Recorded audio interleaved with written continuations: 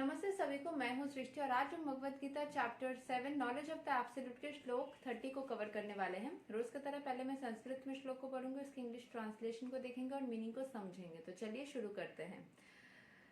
सधीभूताधिदैवं मम सधियगणं च ये विदुः प्रायणा कलेऽपि च मम ते विदुर्युक्ता चेतसा। Those in full consciousness of me, who know me, the Supreme Lord, to be the governing principle of the material manifestation of the demigods and of all methods of sacrifice, can understand and know me, the Supreme Personality of Godhead, even at the time of death. तो जो पूरी consciousness में रहते हैं, कृष्ण भगवान के consciousness में रहते हैं, who know me, the Supreme Lord, to be the governing principle of the material manifestation, जो ये समझ आते हैं कि हर एक मटेरियल चीज जो दुनिया में है उसको कृष्ण भगवान ही चला रहे हैं, of the demigods and of all the methods of sacrifice, सारे डेमिगॉड्स की शक्तियां बोलिए, चाहे कितना भी सैक्रिफाइसेस के मेथड, जो सारी चीज जितने भी है वो ईश्वर मतलब वो कृष्ण भगवान ही चला रहे हैं। Can understand and know me and the supreme personality of Godhead even at the time of death, वो मृत्यु के समय भी ईश्वर को समझ पाते हैं या समझ लेते हैं। सो यहाँ के एक्सप्रेशन को पढ़ते हैं। Persons acting in Krishna consciousness are never deviated from the path of entirely understanding the Supreme Personality of Godhead. In the transcendental association of the Krishna consciousness, one can understand how the Supreme Lord is the governing principle of the material manifestation and even of the demigods. Gradually, by such transcendental association, one becomes convinced of the Supreme Personality of Godhead, and at the time of death, such a Krishna conscious person can never forget Krishna. तो जो हर वक्त कृष्ण का नाम लेता रहता है, हर वक्त खुद को पूरी तरीके से सरेंडर कर चुका है, वो ये चीज समझ जाता है कि सुप्रीम लॉर्ड ही है जो सारे सबको चला रहे हैं, छोटे छोटे डेमिगॉड्स को भी वही एनर्जी दे रहे हैं। एंड वो इस चीज से पूरी तरीके से कन्विंस्ड हो जाते हैं, इतना ज्यादा वो उस एनर्जी में वाइब्रेट करते हैं कि मृत्यु के वक्त भी वो कृष्ण को याद कर पाते हैं या समझ पाते हैं, वो भूलते नहीं हैं। Naturally, he is promoted to the planet of Supreme Lord Golaka Vrinda. This 7th chapter particularly explains how one can become a fully Krishna conscious person. The beginning of Krishna consciousness is the association of persons who are Krishna consciousness. तो पहले Krishna consciousness कैसे होता है कि आप उन सब लोगों से मिलने लगते हो जो कि Krishna conscious है already.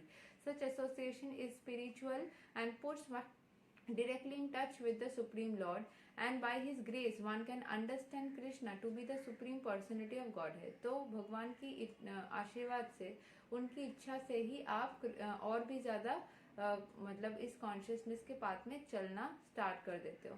At the same time, one can really understand the constitutional position of the living entity and how the living entity forgets Krishna and becomes entangled in the material activities. By gradual development of Krishna consciousness in good association, the living entity can understand that due to forgetfulness of Krishna, he has become conditioned by the laws of material nature. He can also understand that this human form of life is an opportunity to regain Krishna consciousness and that it should be fully utilized to attain the causeless mercy of the Supreme Lord. तो वो इंसान इस चीज में समझ जाता है कि कृष्ण भगवान को भूलने के वजह से ही इतनी सारी समस्याएं होती है। एंड हमें अगर एक अपॉर्चुनिटी मिलता है ह्यूमन फॉर्म को अटेंड करके कृष्ण को याद करने का, उनके नाम जापने का, तो उसको पूर्ण तरीके से हमें यूटिलाइज करना चाहिए, एक सेकंड भी वेस्ट नहीं करना चाहिए। हमारी समस्याएं लाइफ में तभी स्टार्ट होती है जब हम कृष्ण भगवान को भूल जाते हैं। मैं तो हमेशा बोलती हूँ, मैं एस्ट्रोलॉजी भी करती हूँ, टैरो रीडिंग भी करती हूँ, तो उसमें बोलती हूँ कि आपकी सारी चीजों की जो समस्याएं है ना, उसका हल यही है कि आप कृष्ण भगवान का नाम ले लो, बस उससे आपकी आधे से ज्यादा प्रॉब्लम्स अपने आप दूर होनी स्टार्ट हो जाएगी। इनफैक्ट मतलब मैंने अपने जिंदगी में भी देखा है कि जब कुंडली का गोचर होता है, चेंजेस होते हैं, ये सारे नेगेटिविटी कभी कभी आ जाती है, तो उसमें अगर आप कृष्ण भगवान का नाम लेते रहते हो ना, उनकी चैंटिंग करते रहो, तो किस तरीके से आपको प्रोटेक्ट करेंगे आपको पता भी नहीं। जो चीजें आपके लिए सही नहीं है वो झटके में हटा देंगे। एंड जो चीज़ें आपके लिए सही है वो आप ना चाहते हुए भी आपकी ज़िंदगी में आएगी. So it is like that. Many subjects have been discussed in this chapter: the man in distress, the inquisitive man, the man who wants material necessities, knowledge of Brahman, knowledge of Paramatma, liberation from birth, death, diseases, worship of the Supreme Lord. बहुत सारी चीज़ें इस chapter में discuss हुई है ना.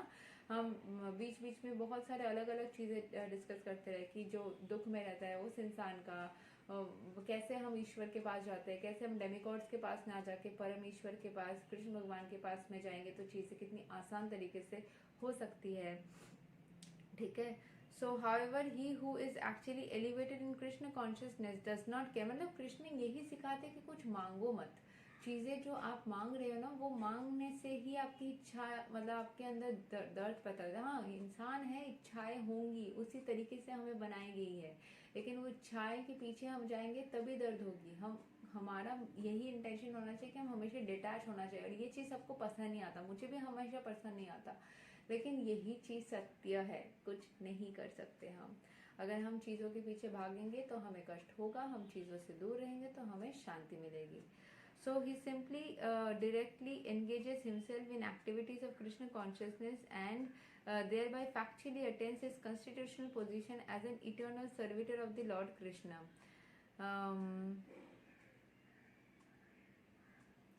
Who is actually elevated in Krishna consciousness does not care for the different processes.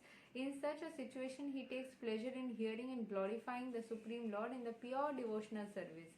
He is convinced that by his doing so, all his objectives will be fulfilled. This determined faith is called the Dhradva Vrata, and it is the beginning of Bhakti Yoga or transcendental loving service. That is the verdict of all scriptures. This 7th chapter of Bhagavad Gita is the substance of the conviction. It is thus the end of Bhakti Vedanta purpose to the 7th chapter of the Srimad Bhagavatam in the manner of knowledge of the absolute. तो यही absolute knowledge यही है कि सब कुछ छोड़ छाड़ के बस भगवान की डिवोशनल सर्विस को अगर आप करो, ऑब्वियसली मटेरियल वर्ल्ड में रहोगे तो सब कुछ छोड़ छाड़ के करना पॉसिबल नहीं है, बट चिंताओं को तो हम छोड़ सकते हैं, इच्छाओं को तो हम छोड़ सकते हैं, ये जो हमारी मन की जो नेगेटिविटी है उसको तो हम छोड़ सकते हैं. उन सबको पूर्ण रूप से छोड़ो. हाँ, आपका जो कर्म है, जो आपका प्रोफेशन है उसको करते रहो, आपका जो ड्यूटीज आएंगे उसको आप करते रहो, पर उसके बीच में जो मन की जब इच्छाएं पूर्ण नहीं होती उसके पीछे रोना या कोई चीज़ में फंसे हो उसमें टेंशन करना, वो सब छोड़ छाड़ के बस ईश्वर के प्रति खुद को सरेंडर कर दो. बाकी कर्म करते रहो, बाकी वही संभाल लेंगे. चीज़ें कितनी मिराकुलसली होती रहेंगी आपको समझ में भी नहीं आएगा, लेकिन कुछ चीज़ प्राप्त करने के लिए ईश्वर के पास मत जाओ, बस उनके पास जाओ, शांति महसूस होगी, सुख महसूस होगा, चीज़ें अपने आप बनती आएंगी, चली जाएंगी. ये तो था श्लोक number 30 of Bhagavad Gita chapter 7. और यहाँ यही तक था श्लोक चैप्टर नंबर 7. अगले वीडियो से हम लोग श्लोक number 1 of chapter 8 attaining the supreme को स्टार्ट करेंगे. इसमें कितने श्लोक से मैं बता देती हूँ आप लोग को, ये बहुत बड़ा तो नहीं है. अटेनिंग द सुप्रीम बस हमारे पास में 28 श्लोक है, वो भी काफ़ी छोटे छोटे श्लोक हैं. बहुत जल्द ये चैप्टर भी हो जाएगा, 1 महीने के अंदर ही ये चैप्टर फिनिश हो जाएगा, 28 डेज. ठीक है, चलिए मिलते हैं. इस साल के अंदर एटलीस्ट हमारे 8 चैप्टर तक ख़त्म हो जाएगा. मैंने पिछले साल I think August September approx मैंने स्टार्ट किया था, उसमें तो बहुत सारे इंट्रोडक्शन में ही चैप्टर्स गए थे.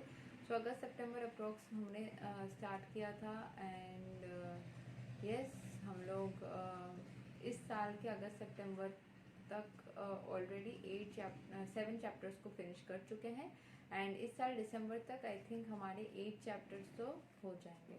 ठीक है, मिलते हैं अगले वीडियो में. तब तक के लिए हरे कृष्णा, राधे राधे, जय श्री राम.